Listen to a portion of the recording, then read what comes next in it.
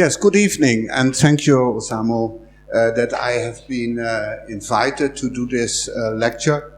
And I hope you will like what you hear and see. My lecture is structured in 3 parts. It is not translated in the pictures, but I talk rather normal English. The first part will be a kind of introduction to Gaudí. You have seen many of these pictures, but I will also show that the real novelty of these buildings is also in physics, and that I will explain during these first images.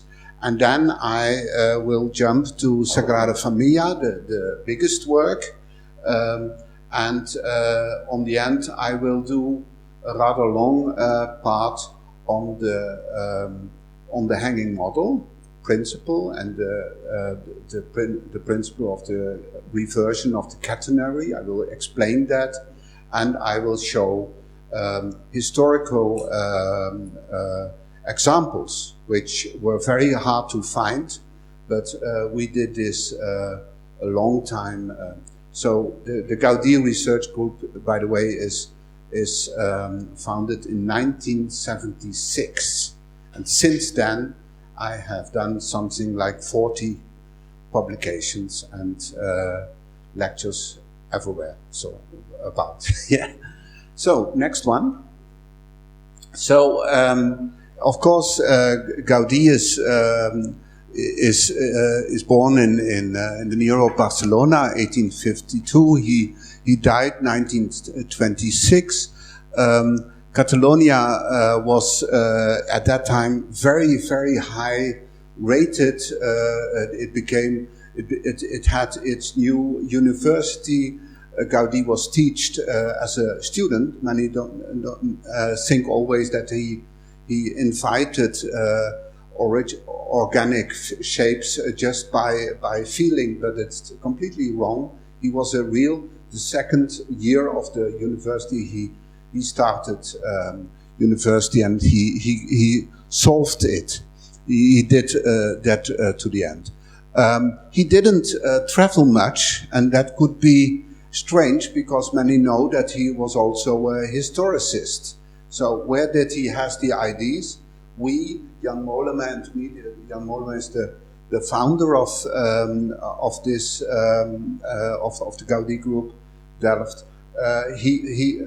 We think he was a very keen observer of literature and especially of photos. So he for instance, he is rather surely inspired by Maya architecture on this way. He was once in Tanger. I showed from that a project which was not built. He had the luck to have a mecenas, that was Guel Bacigalupi, and a guy who was so rich and had a textile fabric, and he could manage to be nobilized. He was then a duke, and of course some money did good things there. We go on. So excuse me to bring the best of this whole story. This is the most beautiful building I know. It is Bodegas Garraf, and it is something which is completely strange for the maximalist architect Gaudí. He did here a purist building. It's completely pure. And the interesting thing is also always to think about the sustainability, because this building has been done by the rocks that is found in the field there, or that is used to be a cement factory annex. So Guel had a cement factory in this wine fields where this building is standing to the coast, 30 kilometers south of Barcelona, and he wanted to have a kind of yacht possibility to a house with a chapel, always religion in Catalonia, of course. And let's take the next slide. And here you see the strange structure. So it is a completely conus, like a sharp edged volume, and inside you have rather delicate profile, and this profile are more or less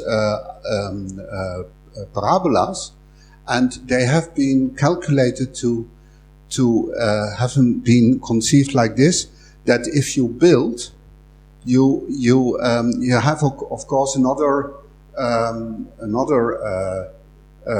loading of the walls than when you are finished. If you are in the fourth floor, you have another situation.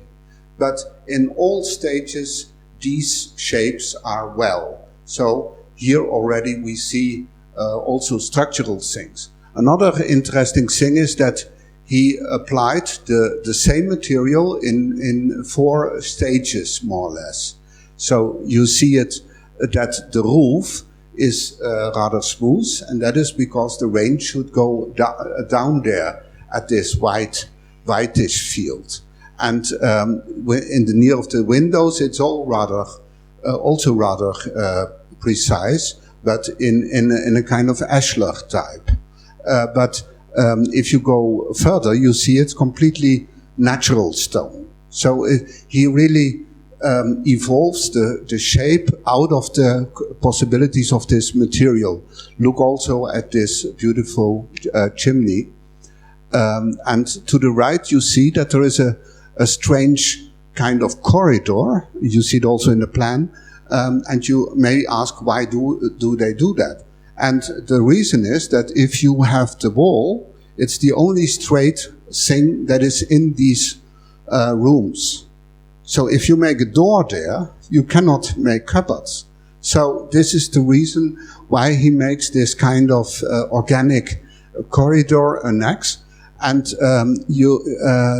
just to show how different this nature and this climate is to your climate or to my climate in Germany.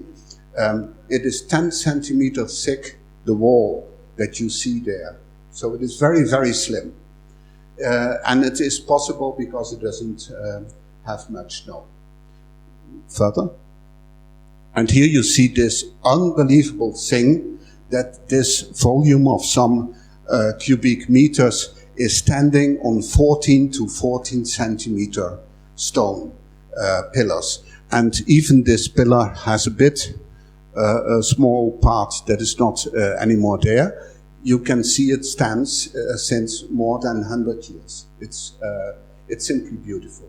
This is the place where you look out to the sea next to an old tower. Next. Now we come to Parkwell, and in Parkwell it was a small. Parkwell was a small project of his Mecenas Guel, and he wanted to have here 40 villas of people who are rich. So you have something like 400, 500 people living there, if it had been done to the end.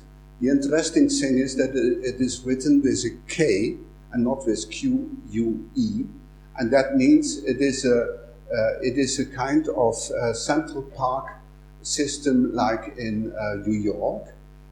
This is shown in literature. And because the gangways here, the corridors are for the cars are such that they are on viaducts.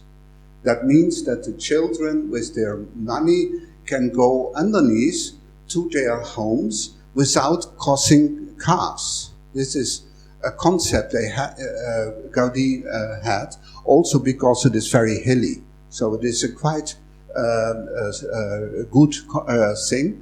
Only 2 houses have been built. Weiter, next. And here you see the entrance and the very well-known image of this this kind of reptile gecko. It's called in German, and the coloring is of course of his young pupil Jos Tomlow. We will hear more of him further. And here you see aspects how he mixed classic architecture, also because the turn of the century gave new styles. So on the end, it was the most well-known, colorful Art Nouveau you can think of. Further, here you see these, and it's very interesting to analyze these abstract paintings. And it is very early, it's 1913, and it is done by this religious anarchist, Jos. Next. This is the part of these beautiful aqueducts, and you see also here is sustainable a good thing, because the people could, all the material you see is done on site. It's found on site. And even in another project, Bellesgard, he took stones which are different in color. They are maybe in the nature of 20 meters from each other, and then he asked the people to gather it in red colors, in green colors, in yellow colors, and then he made an application in it. It's very fascinating how he did it, and as you see on the right picture, it's very similar to the trees. Next. And this shape one can call beautiful, but it is a technical shape. And the way he analyzed this was this drawing. It's a graphic static method, and he even calculated not only the weight coming from upstairs. That is the right. Is this a point? It's right to the drawing. You see the vertical lines. This is the weight going downstairs, and you see the cars push the earth in the direction straight down, and that you show is giving this asymmetric form. Next. This is a very interesting case. It's a Colegio de las Teresianas. It's a new order, and Gaudí was also a pure philosopher, or without writing, but he discussed on the top of the religion fathers, like bishops with a wine or with a food on dinner. He discussed religious themes, and here he discussed that this building was started in this manner as I show here. It's of course schematically and a bit ironically. There was an architect who took the stairwells next to the middle wall, that is the squares, and the entrances there, and then to the left there were the little ladies, the girls, which went in school here, and to the right you see the nuns, where the nuns were, and Gaudí said this is a very bad plan. I cannot say other thing. If you want to build this, do it, but it's very strongly wrong. For instance, these nuns, go on day through these stairways, and it is very bad for light. So they will fall down because they have this stupid long cloth. So this was really discussed, and then he got the job. And he said, I keep exactly to that what you already built. This is the framework where I come from, and there I make you a new building. Next. And here you see our drawing. We were the first to draw these kind of sections because this was very neglected in the Gaudí research. And you see that the building is symmetrical, and on the right you can see that it is taken out. The material is taken out in the kind of inner courts. And as you can see in the middle, you have a kind of lantern shape, so a small room with windows, and on top of that other stories. And the color, the light can come in, the daylight, by these windows. And you see this happening here. So you are in the middle of a house and you see light. It's really light as day. And you know, it's very hard light there. But so it is very interesting to experience this, that you think you are coming in a dark school, and in reality it is light. Next. And here you see my drawings explaining how it is done in the structure. It's very, very fascinating that it is like a balance on the walls, these secondary corridors. There are two corridors, and in the middle there is these spaces like you see here. And I am even thinking this is a kind of gender architecture, that these nuns were allowed to go in the outside and experience light and sun, and also reading a book or something in these little patios. It's a beautiful idea, I think, and also these corridors are very well known. Next. And here you see other strange things. On these pillars stand two further stories, so it's only one brick. They are connected with steel girders, but they are carrying also a part, and it is standing more than 100 years, 120 years. Next. This is very well known for these colorful things that are showing the dragon of the St. Georgian myth, the legend. The dragon is stabbed by this thing with the cross, and you see many parts which remember of bones. Next. And in reality, the most important thing is the staircase. You see, we did a very exact investigation of this staircase, and we had on the end we had 10 things discovered, which are helping to make the light level higher inside this building. It's incredible. So to start with, you see that it is blue on the top, and downstairs it is more white.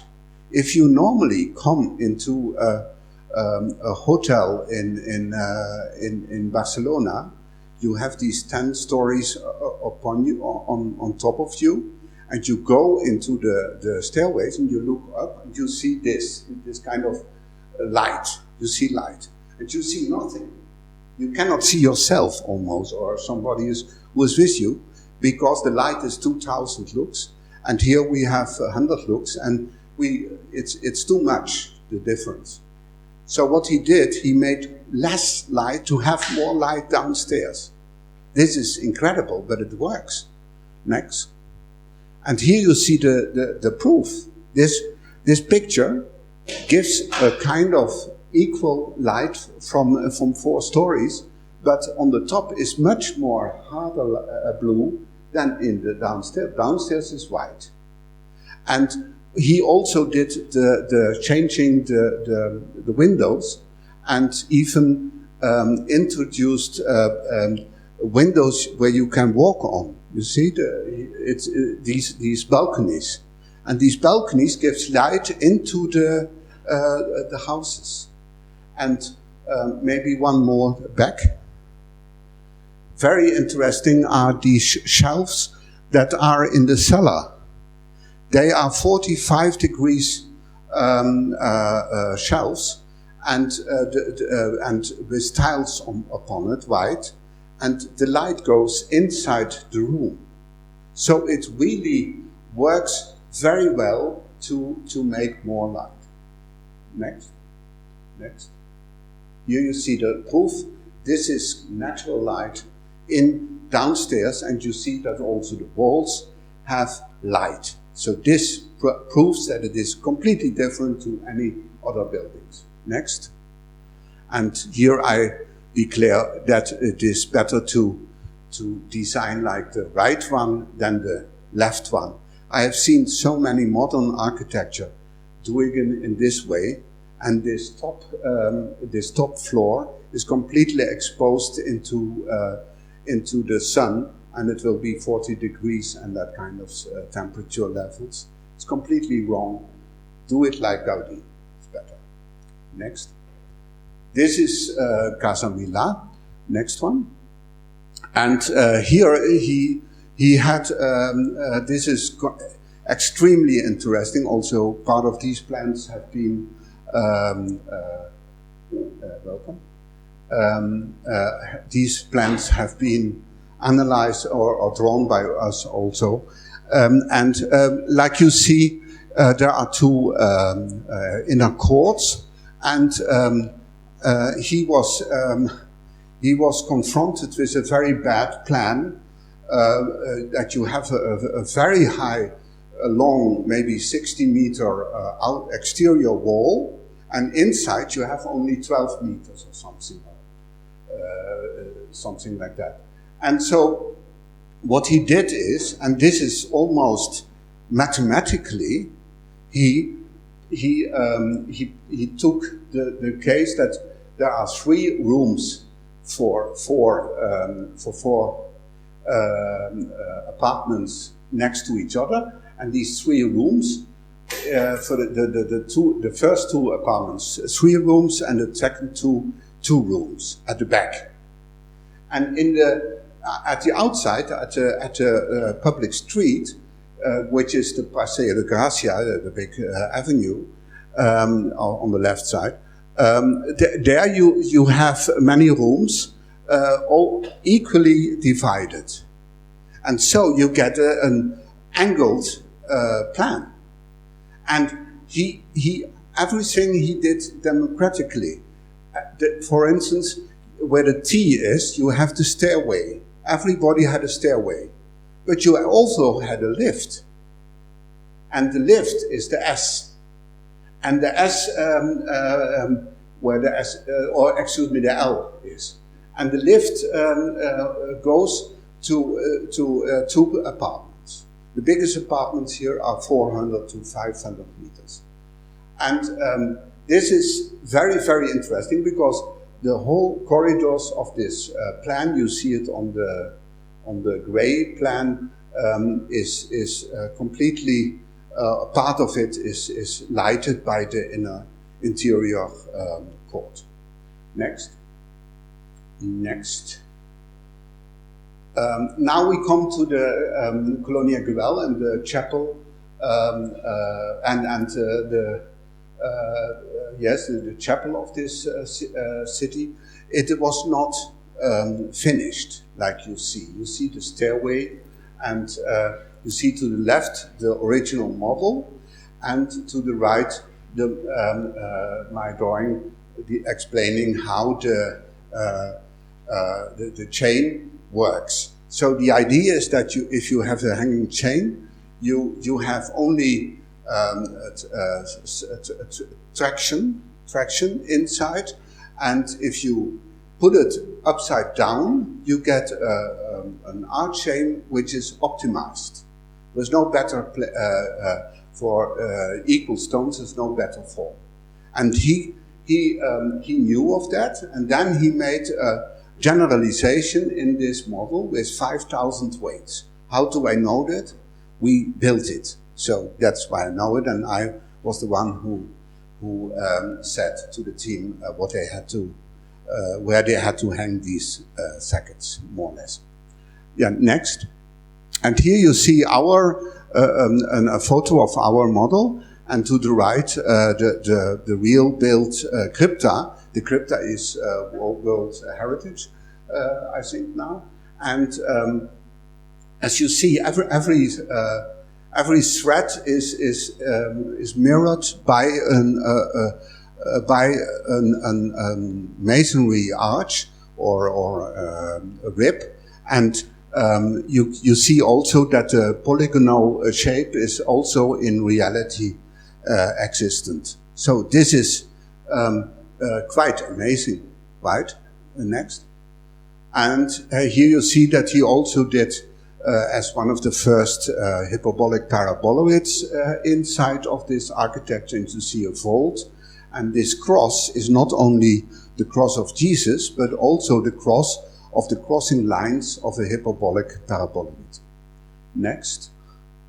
So now we come to the the Franciscan monastery. This was shaped. This building was only known by this photo. The photo is this big, like a postcard, and the plan that you see on the downstairs is is a bit blurry. It's not very good quality photo. So with this photo, Tokutoshi Tori from Tokyo, he did a reconstruction, and Basegoda and Nonel and Jan Mollema and me, we discussed this, and we said we do it better. We do another one. So I show you my results. This is the reconstruction of that building. And next one. And what you can see here, that there are ways to get to lead light inside the interior of this building. This is the special thing, and you see here the geometry ways. This is a purely geometrical project without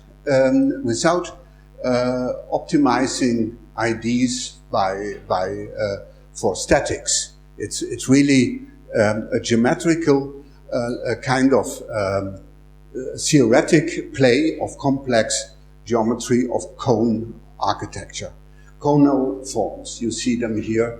It's the ellipse, it is the parabola, it is the hyperbola. They all are inside this building. Next one.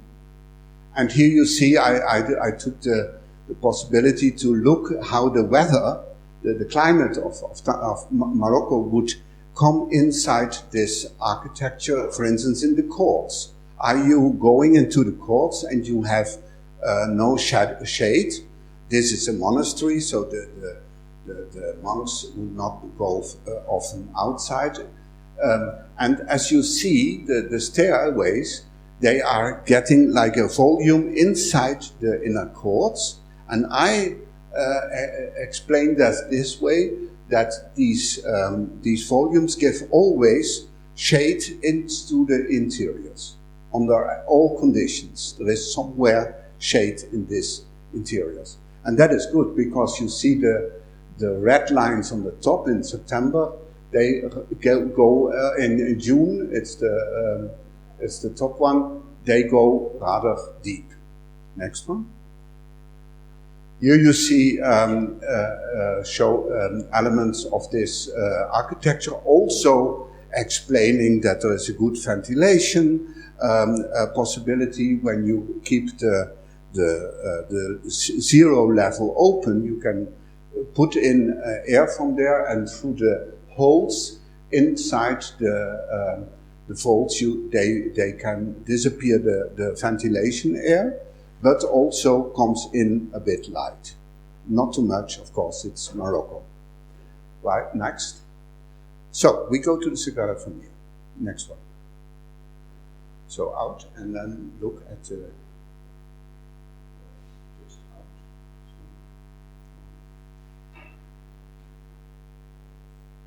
And then...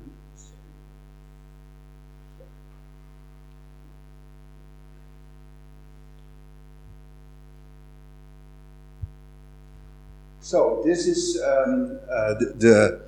called here the development of the Mediterranean Gothic. Next.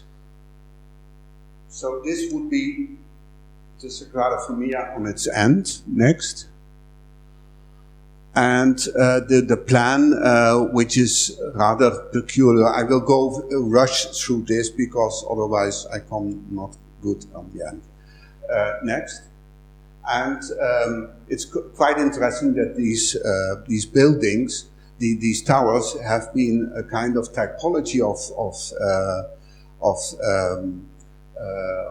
towers, and also the one of Norman Foster in London. I photographed it, but I forgot to put it in, and the Aqua Barcelona Tower of Nouvelle is having this kind of architecture. That is quite interesting. Next.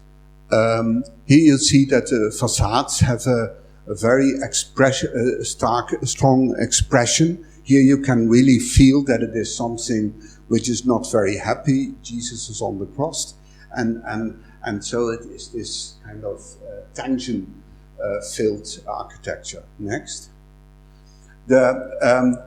Gaudí became very worried because on the one hand he had got a lot of money around 1900 to build this Sagrada Familia, but on the other hand there were he knew that he would invent a lot of space new when he would run, and the working pace was very slow.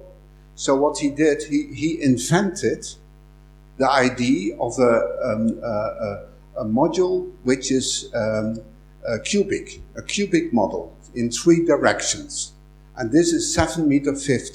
And all spaces you see are done with this modeling. You see our drawings, which is the old, his first or second design, and this design that is now built. Next. Here you see these images which are rather fresh. Next. For instance, you see that Zuma said that the Sagrada Familia would also be done with the hanging model. This is not quite true. It's with the graphic statics. This is analyzed. It wouldn't be possible, and I'm very annoyed by many writers. I have 300 books on Gaudí. I have in my 300, but there are thousands, and many writers just don't learn. They don't, and even the Sagrada Familia has a model showing an interpretation with a hanging model of the Sagrada Familia. It's wrong. It's only the chapel has been done with a hanging model, and but this is the graphic statics.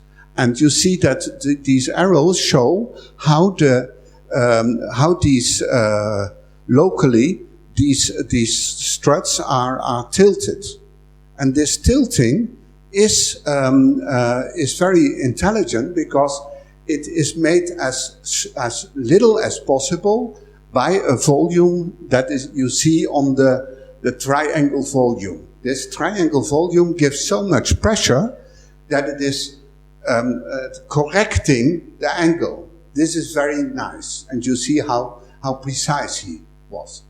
Next. Here you see that in the model shop, which is, by the way, also done by Gaudí himself. He did a lot of Gibson models. And these models are not 100% okay. So what you see is, what is true is that they are all shapes of ruled surfaces. All are hyperbolic paraboloids or hyperboloids. Everything you see in the whole church. Or ellipsoids. And all connected to the cone geometry.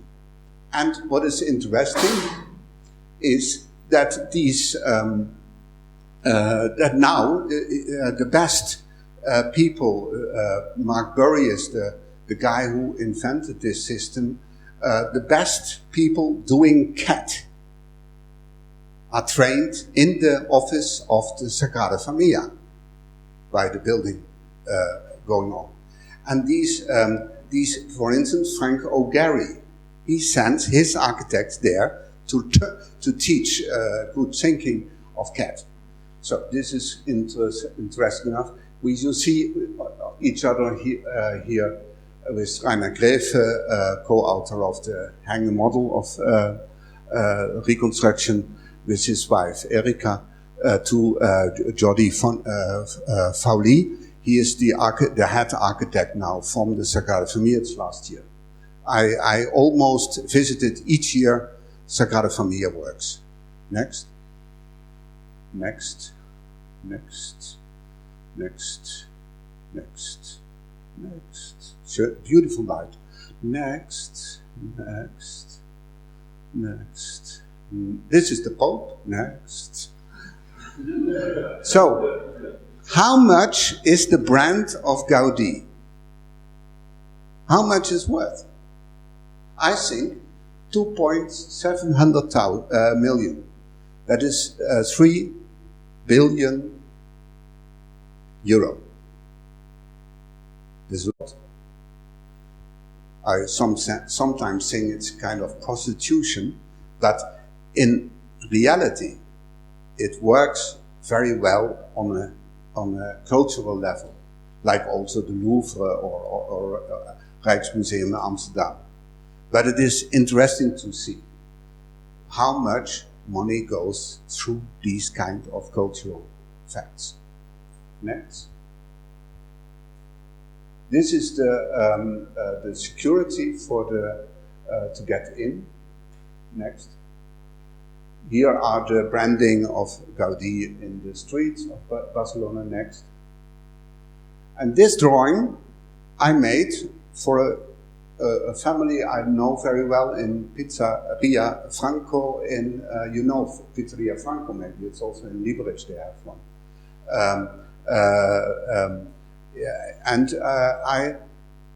I explained where I had been, and then I drew this drawing, and I drew it by hand, without taking any help, just by hand. And what do I want to show you? Not that I'm a good drawer. I want to show you that Gaudí is a very rational architect. Thank you. Go on. And next, the last one.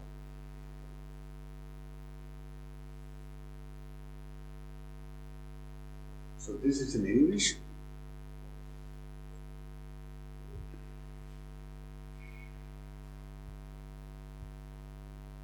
Next.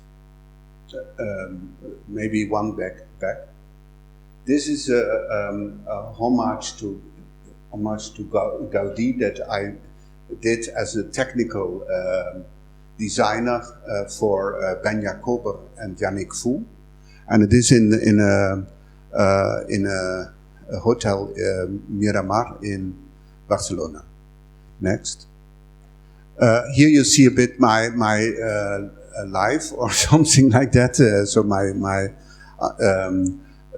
research. This is Fray Otto to the left. Downstairs you see two old persons with my long hair in between, and it's 1979, and they have met Gaudí and commented our reconstruction of the hanging model. So this kind of remembering is, of course, very interesting. Next. So one of the first to take the hanging model method was Polanyi, and he was there was a kind of competition of mathematicians, and about the cracks having seen in the cupola of the St. Peter's. These cracks, and he thought, when I interpret the shape of the cupola with a two-dimensional hanging model, I can see how it deviates from the shape, so I can do something. His ideas were rather well, but the most important of this publication is that it was beautiful. So it was very easy to understand, and this publication of 1748 was later reproduced by many authors. Next. And one of the authors which made the hanging model more known is Jean-Baptiste Rondelet. He on the left top you see the hanging the chain line, and the others are all deviations. And this chain line happens to have the most slender pillar necessary to have as a substructure. So he was rather scientific, and he copied the work of others who has built these shapes, and then he also described somewhere the hanging model principle. So we are now in 1817. Next. Very interesting is this shape of, so what I do, if you understand my composition, on the right you have always Gaudí, he's working there, you see, with writing and drawing, and sometimes I show things that are similar. This is an example of the Pantheon built in the IL, in the Institute of Fray Otto. And this is a spatial hanging model, so not a two-dimensional hanging model. And you see that Rondelet, he describes very how you say, enthusiastic, because he was the one who finished the dome of the Pantheon, and he did that with a catenary shape. So the shape you see to the right, please understand that it is drawn thicker than it is. It is a thin volume, is a catenoid, a revolving figure of a catenary, and with four holes. And this is not so good, because if you have a chain, you have always the same weight. But if you have such a shape, you have very much weight downstairs and less upstairs. It is like this kind of volume. You understand? Like Apfelsinenschnitt, orange skin part. And so, but he had at least a principle, and it did work in reality very good. Next. And he also used an element which also Gaudí used in his hanging model, and it is a dynamometer. It is this thing what you see here. And it is a kind of thing that if you put weight on it, the feathering element goes in, and then it shows there are 20,000 kilos in model terms on this string. You understand? You can measure the string strength, the loading of the string, and we have proof that Gaudí has used a dynamometer, very similar to this one. And it could be that he has learned about this inside the books of Rondelet, which were also in the library of his school. So it is good possible that it is there. So Yeah. This dynamo usually use at the end of the string to measure Yeah, you can total weight. Yeah, but you can also do within the string. So somewhere in the model you can deactivate, you can castrate, but then that is not good. So you better do it very very precise, and then you can see on any point you can see the weight. Next. And this is rather interesting. These drawings I found in a book on building in Madrid, and these are also catenaries. And the second drawing shows that when you want to make a stairway in the Catalan manner, you simply hang to the wall a chain, and then you make an asymmetric arch, and then you make a redrawing of this line by the so-called point symmetric method. And that is the line of the arch for this stairway. So this is very interesting to see that it was in a very rural type of architecture. It was already known, the principle of the reversion of the catenary. Next. And this is gigantic. Ozumo has seen this book. It's really a beautiful piece of architecture. Willem Tappe was a kind of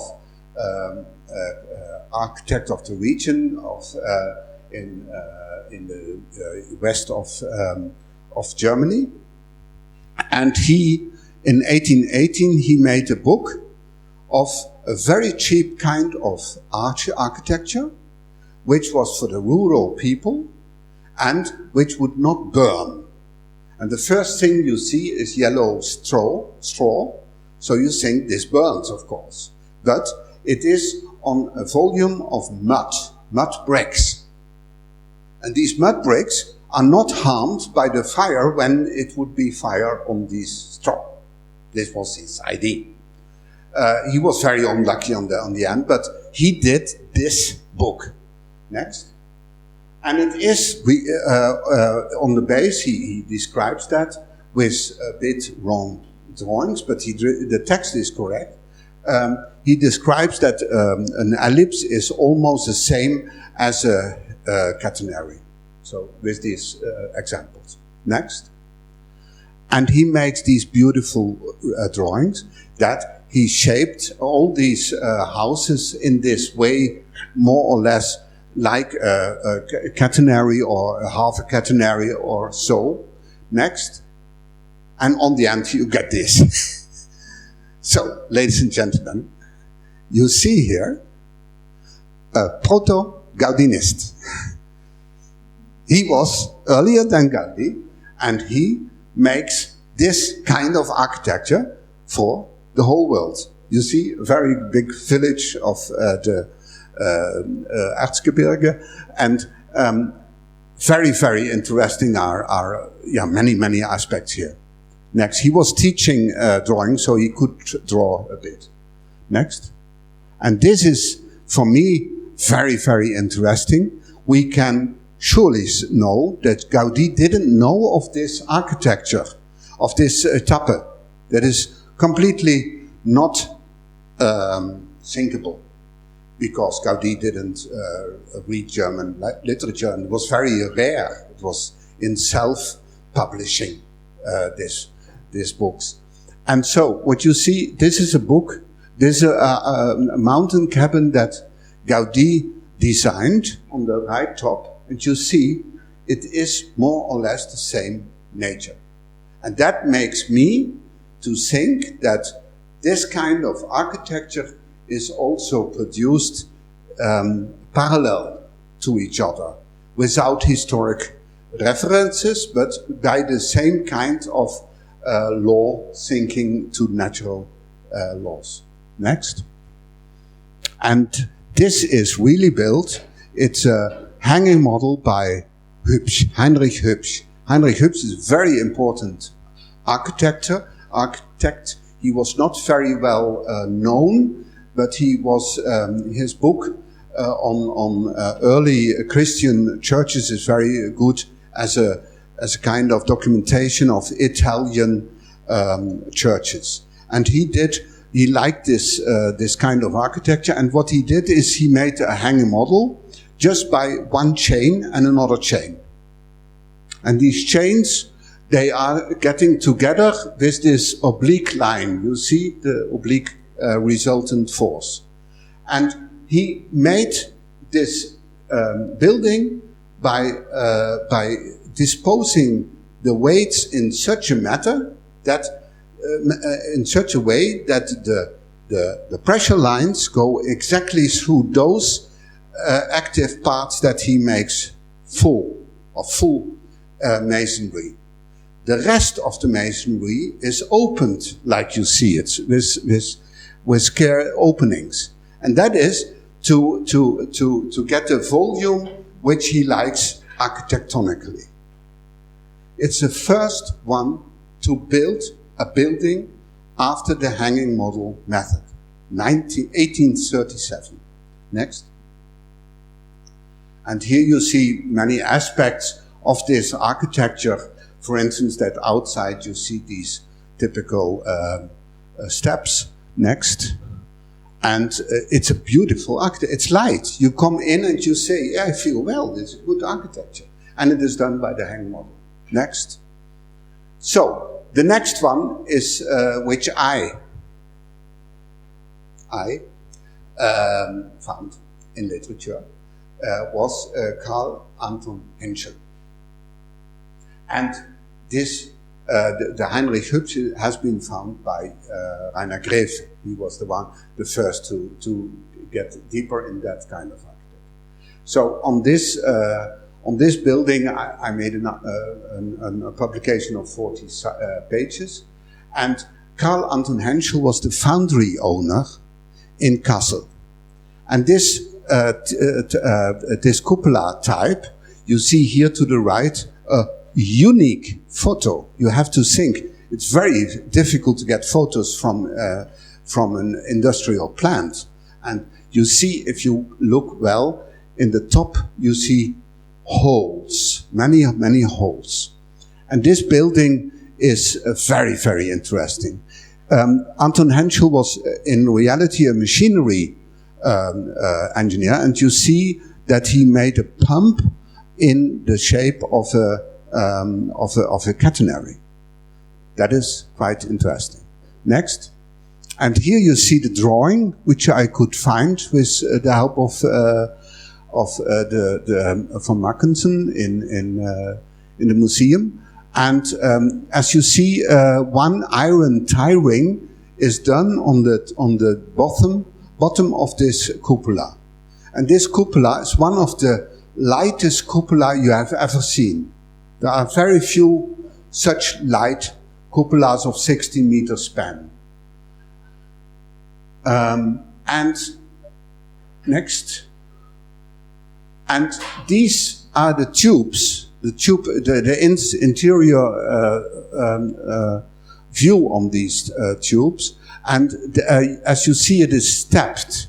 And because of these steps, he could arrange the equilibrium of the hanging model. He took a hanging model for this in such a way that it is a stable form.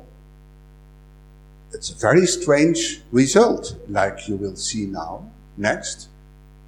Here is my hanging model, just on the basis of the text which I read in Van Hagen. There were 3 sentences about this building. And there stood that this building had already crashed down and he didn't want to see it again, so Henschel made a hanging model. This is what they stand. So I tried the hanging model, and the hanging model, which is so big, 60 centimeter, has 2 millimeter exactly the line which I said it would be, the theoretical line of this building, which I took from the drawing you have seen. The interesting thing is that it is a circle.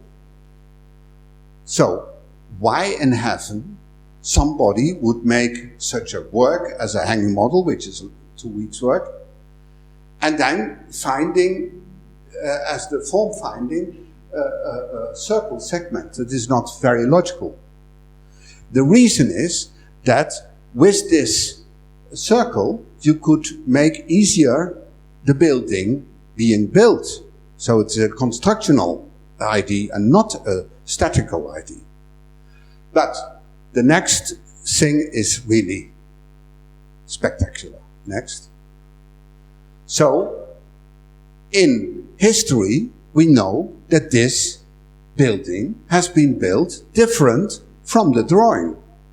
As you see in the photo, you have a white line which are made from tubular stones which are filled by cement.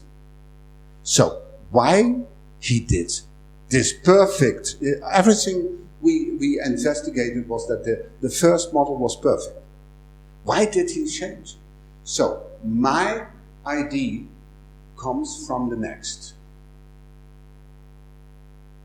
As you can imagine, you can make hanging models of the stages where this cupola has been done. First stage is 1 meter, no problem.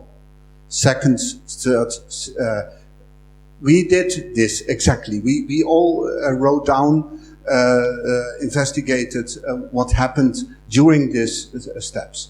And we found out that the point where building this cupola had the biggest ring forces, not in this direction, so on ring forces, the point was A.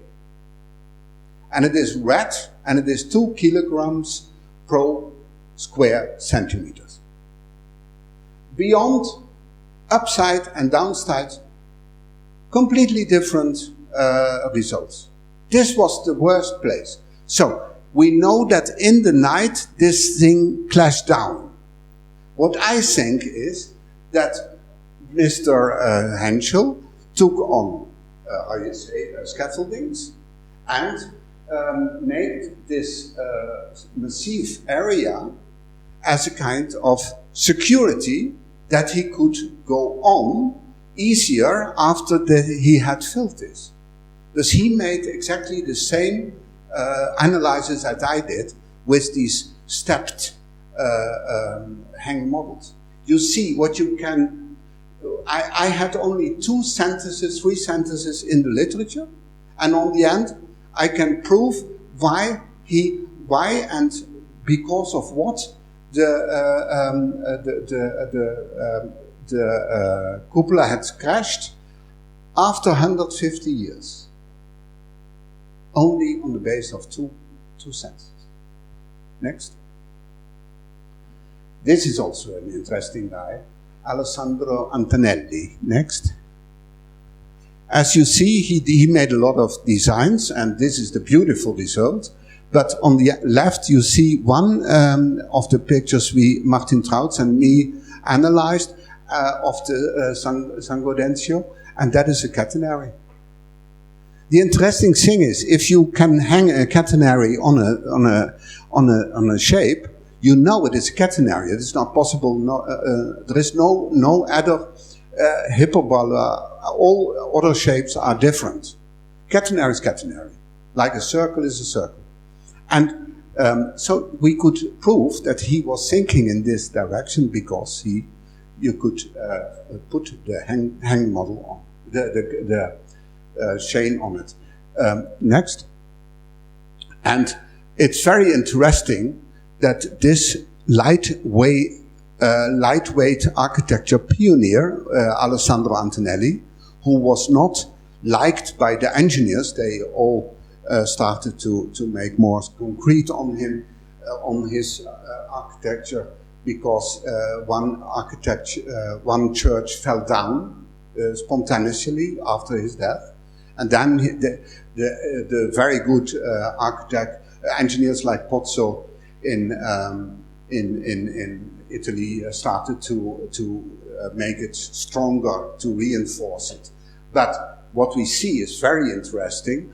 The stairways are of granite, only 6 centimeter thick and free going. You can, without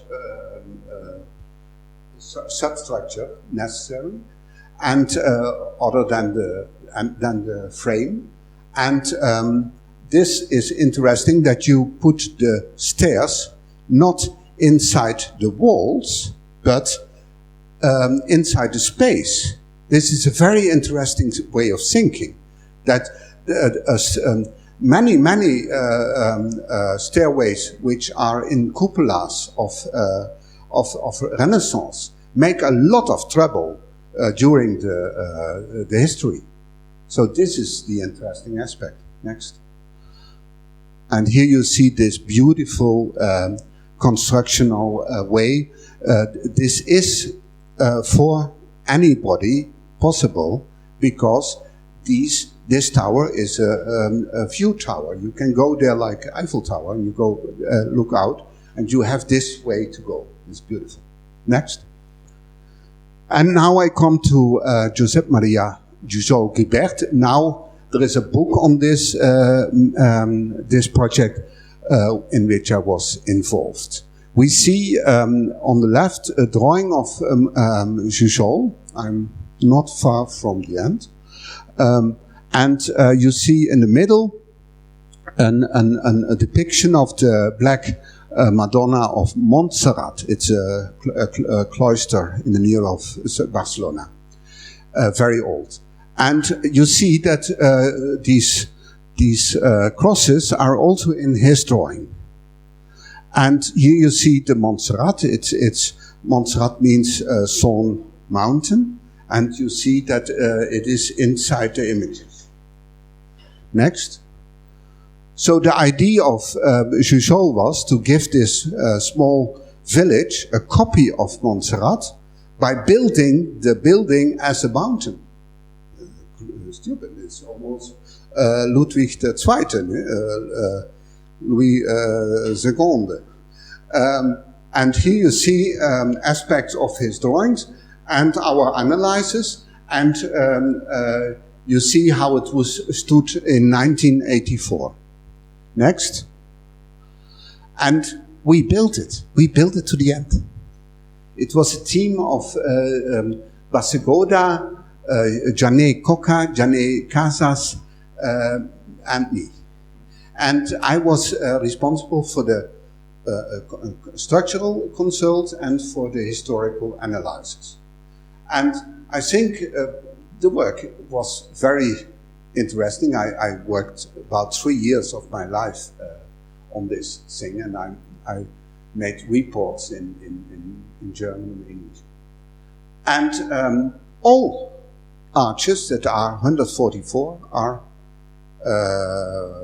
catenaries. So what we see is that this very strange architect took the ideas of Gaudí and made something which I show here in a kind of schematic representation. Next. And here you see this building as it has been built. Next. And we had to do something very, it's vulnerable. Yes, you can harm it if you would drive with a car there.